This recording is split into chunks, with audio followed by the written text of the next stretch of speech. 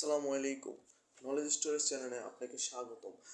আমরা কম্পিউটার এবং মোবাইলের যাবতীয় বিষয় নিয়ে কন্টেন্ট তৈরি করে থাকি। আজকে আমরা দেখব কিভাবে বারকোড তৈরি করতে হয়। আমরা বিভিন্ন শপিং মল কিংবা বড় বড় সুপার শপে গেলে আমরা দেখতে পাই যে বারকোড স্ক্যানের মাধ্যমে প্রোডাক্টের মূল্য বের করা হয়।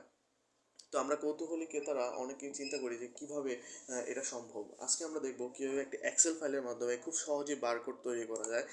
আমি একটি এক্সেল ফাইলে প্রোডাক্টের নাম এবং মূল্য নিয়ে নিলাম। এখন আমরা এখানে একটি বারকোড তৈরি করব মূল্যের উপর ডিপেন্ড করে। তো সেজন্য আমাদের সর্বপ্রথম যে কোনো একটি ওয়েব ব্রাউজার খুলে নিতে হবে। তো বারকোড তৈরি করার জন্য আমাদের একটি ফন্ট ডাউনলোড করে নিতে হবে। তো আমরা গুগল ফন্ট স্টোর থেকে একটি ফন্ট ডাউনলোড করে নেব।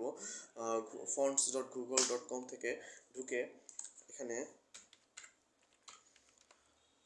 বারকোড 39 ফন্টটি আমরা ডাউনলোড করে নেব।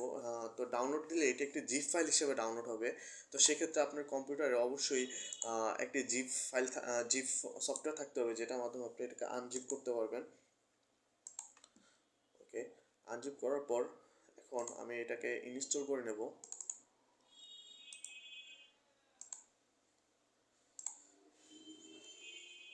ওকে, আমার ফন্টটি ইনস্টল করা হয়ে গেছে। তারপর আমরা যে এক্সেল ফাইলে যে জায়গায় আমরা ফর্মুলাটি বারকোডটি আনবো, ওই জায়গায় একটি ফর্মুলা ইউজ করতে হয়। ফর্মুলাটি ভুল হলে আমাদের বারকোড অবশ্যই আসবে না। সেক্ষেত্রে আমাদের ফর্মুলাটি খুব সতর্কতার সহিত ইউজ করতে হবে।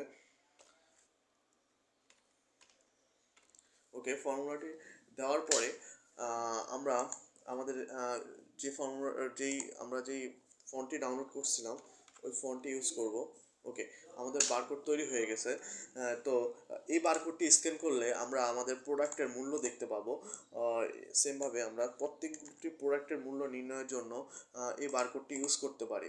আর এভাবেই একটি বারকোড তৈরি করা হয়। আসসালামু আলাইকুম, সাথে থাকার জন্য ধন্যবাদ। ভালো লাগলে আমাদের চ্যানেলটি সাবস্ক্রাইব করবেন এবং আমাদের পাশে থাকার জন্য বেল আইকন